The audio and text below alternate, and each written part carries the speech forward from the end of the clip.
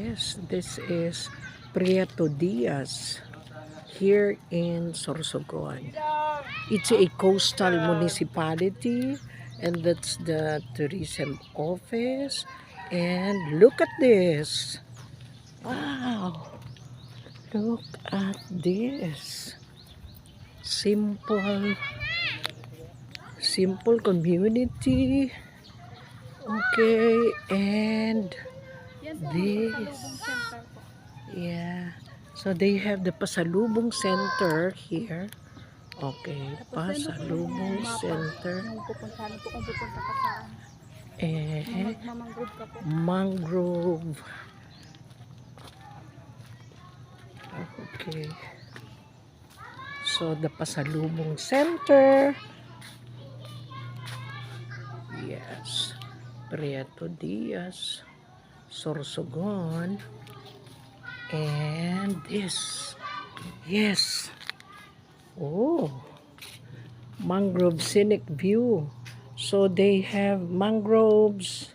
That's why fishing is the main source of livelihood here. Oh, mangrove tunnel. Wow. Natural mangrove forest. Starfish. Badiday Lagoon. And the Balumbong Island. There. Bird watching tower they also have. And Halabang Lapis Sandbar. Okay.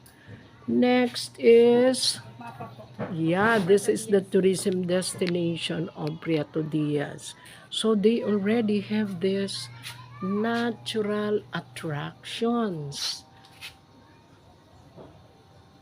Highland Garden Resort, Bigaho Island, Tarabang, Prieto Diaz. So this is the map of the municipality of Prieto Diaz.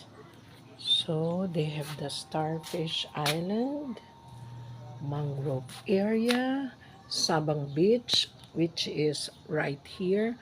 Nagsuro Cave, they also have Lebanon Beach. Wow. So welcome to Prieto Diaz, which is an ecotourism destination in Bicol region.